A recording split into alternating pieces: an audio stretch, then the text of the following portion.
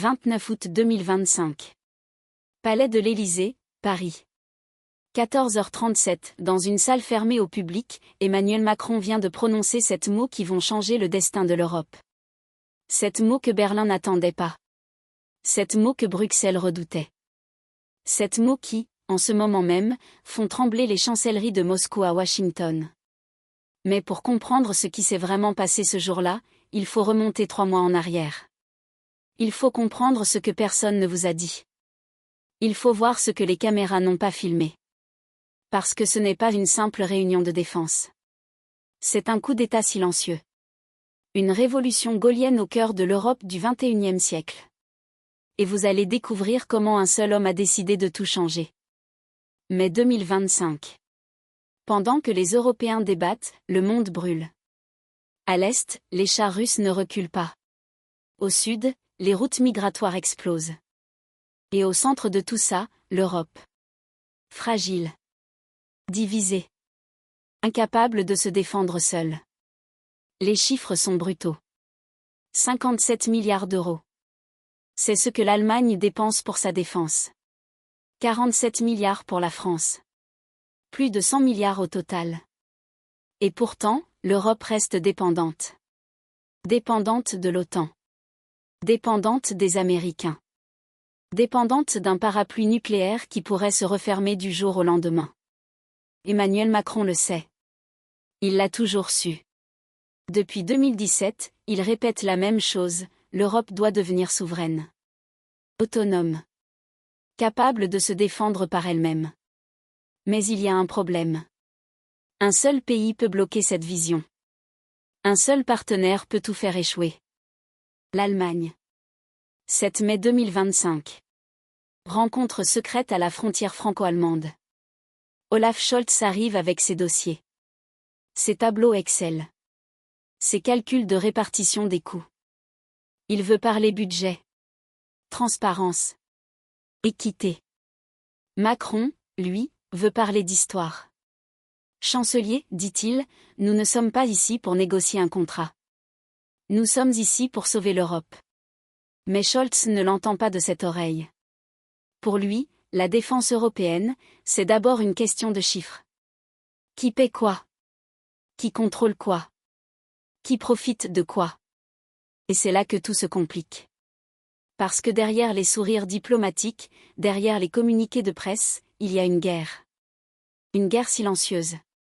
Une guerre pour le leadership de l'Europe. La France veut imposer sa vision gaullienne, une Europe forte, indépendante, capable de dire non à Washington et de tenir tête à Moscou. L'Allemagne veut une Europe prudente, calculée, où chaque euro dépensé est justifié, où chaque décision est consensuelle. 2 visions. 2 Europes. Un seul continent. Mais ce que Scholz ne sait pas encore, c'est que Macron a un plan. Un plan en 3 étapes. Un plan qui va tout changer. Étape numéro 1, forcer l'Allemagne à s'engager publiquement sur des programmes de défense communs. Le FCAS, le système de combat aérien du futur. Le MGCS, le char de combat de nouvelle génération. Des projets à plusieurs dizaines de milliards d'euros. Des projets qui, s'ils réussissent, feront de l'Europe une puissance militaire autonome. Étape numéro 2, durcir le contrôle des frontières extérieures de l'Union européenne. Montrer que la France ne plaisante pas. Que la souveraineté, ce n'est pas un mot. C'est une ligne rouge. Étape numéro 3, isoler ceux qui freinent. Bruxelles. Les pays qui veulent une Europe ouverte, sans frontières, sans défense. Les pays qui, selon Macron, ont oublié ce que signifie être une nation. Mais pour que ce plan fonctionne, il faut un moment. Un moment de rupture. Un moment où tout bascule. Et ce moment arrive le 29 août 2025. 29 août 2025. Conseil de défense franco-allemand. Salle fermée. Pas de journalistes. Pas de caméra. Autour de la table, Emmanuel Macron, Olaf Scholz, les ministres de la Défense, les chefs d'état-major. L'atmosphère est tendue. Tout le monde le sent. Quelque chose va se passer. Scholz prend la parole en premier. Il parle de coopération. De partenariat équilibré. de répartition équitable des charges. Il cite des chiffres, des pourcentages, des clauses contractuelles. Macron l'écoute. Silencieux. Impassible. Puis, quand Scholz termine, Macron se lève. Lentement. Il regarde chaque personne autour de la table. Et il dit, « Chancelier, avec tout le respect que je vous dois, l'Europe n'a plus le temps de calculer. Elle doit choisir. » Un silence. Lourd. Pesant. Choisir entre l'histoire et sa propre fin. C'est sept mots. Sept mots qui résonnent comme un ultimatum. Scholz blêmit. Il ne s'attendait pas à ça. Pas à cette brutalité. Pas à cette frontalité. Mais Macron ne s'arrête pas là. Nous avons deux options, continue-t-il. Soit nous construisons ensemble une Europe capable de se défendre, de contrôler ses frontières, de décider de son destin. Soit nous continuons à débattre pendant que le monde nous dépasse. Et dans 10 ans, nous ne serons plus qu'un musée. Un beau musée. Mais un musée quand même. Autour de la table, les regards se croisent. Certains approuvent. D'autres sont mal à l'aise. Mais personne ne dit rien. Parce que tout le monde sait qu'il a raison. Mais ce que personne ne sait, c'est ce qui s'est passé juste après. À la sortie de la réunion, Scholz prend Macron à part.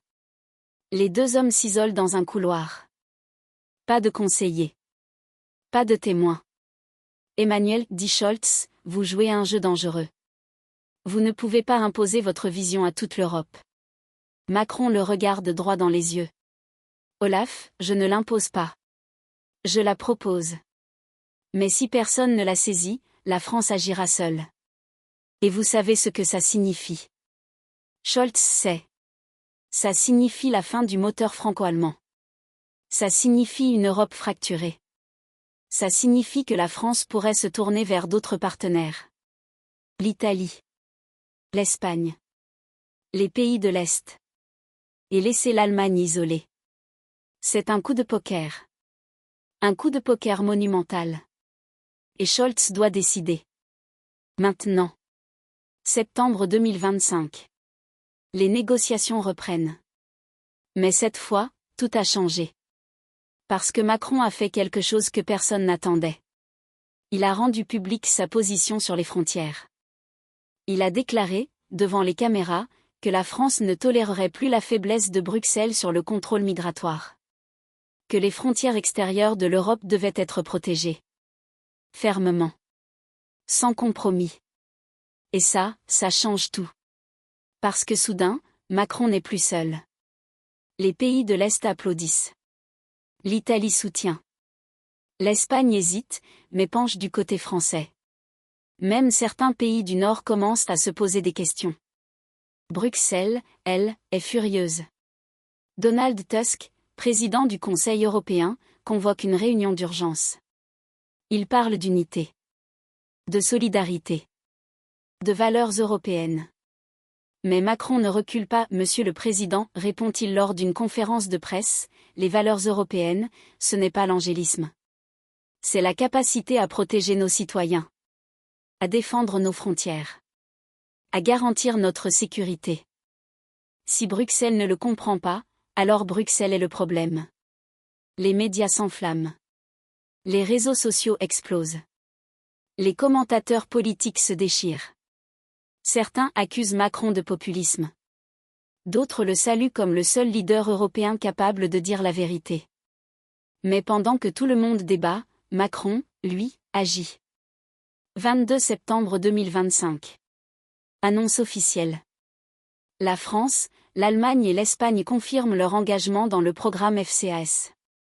Le système de combat aérien du futur. Un projet à plusieurs dizaines de milliards d'euros. Un projet qui, s'il réussit, fera de l'Europe la 3e puissance aérienne mondiale. Mais il y a un détail. Un détail que seuls les initiés remarquent. Dans le communiqué, il est écrit, les 3 pays sont déterminés à mener à bien le programme FCAS en coopération. En coopération. Pas sous leadership allemand. Pas sous leadership français. En coopération. C'est un compromis. Mais c'est un compromis qui penche du côté de Paris. Parce que dans les coulisses, Macron a obtenu ce qu'il voulait, un engagement ferme. Un calendrier précis. Et surtout, une clause qui stipule que si l'un des pays bloque le projet, les autres peuvent continuer sans lui. C'est un coup de maître. Un coup de maître diplomatique. Et Scholz le sait. Il a perdu la bataille. Mais il a sauvé l'essentiel, le partenariat franco-allemand. Octobre 2025. Le monde regarde l'Europe différemment. À Moscou, on s'inquiète. Parce qu'une Europe forte, c'est une Europe qui peut résister. Une Europe qui peut dire non. Une Europe qui peut imposer ses conditions. À Washington, on observe. Parce qu'une Europe autonome, c'est une Europe qui n'a plus besoin de l'OTAN. Une Europe qui peut négocier d'égal à égal. Une Europe qui peut devenir un rival. À Pékin, on sourit. Parce qu'une Europe divisée entre Paris et Berlin, c'est une Europe affaiblie. Une Europe qu'on peut manipuler. Une Europe qu'on peut acheter. Mais en France, on respire. Parce que pour la première fois depuis des décennies, la France a repris le leadership. La France a imposé sa vision. La France a montré qu'elle n'était pas morte. Et ça change tout. Mais ce n'est pas fini. Parce que le vrai combat ne fait que commencer. Le programme FCAS doit être livré en 2040. Le MGCS aussi. D'ici là, il faudra tenir. Il faudra convaincre. Il faudra résister aux pressions. Aux lobbies. Aux intérêts nationaux. Aux calculs politiques. Et surtout, il faudra prouver que l'Europe peut être forte sans renoncer à ses valeurs. Qu'elle peut contrôler ses frontières sans devenir une forteresse. Qu'elle peut se défendre sans devenir agressive. C'est le pari de Macron. Un pari historique. Un pari gaullien. Et vous, vous êtes en train d'assister à ce moment. Ce moment où l'Europe choisit. Entre la grandeur et le déclin. Entre l'acte-on et l'attentisme. Entre l'histoire et l'oubli. Alors, qu'est-ce que tout ça signifie pour vous? Pour nous? Pour la France? Ça signifie que nous sommes à un tournant. Tournant historique. Parce que si ce projet réussit, si l'Europe devient vraiment autonome, si elle contrôle vraiment ses frontières, si elle défend vraiment ses citoyens, alors nous aurons gagné. Nous aurons prouvé que l'Europe n'est pas qu'une idée. C'est une force. Mais est-ce si ce projet échoue, si les divisions l'emportent, si les calculs politiques tuent l'ambition, alors nous aurons perdu. Nous aurons prouvé que l'Europe n'était qu'un rêve. Un beau rêve. Mais un rêve quand même. Et c'est pour ça que ce moment est si important. Parce que ce n'est pas juste une question de défense. Ce n'est pas juste une question de frontières. C'est une question d'identité. De fierté. De souveraineté.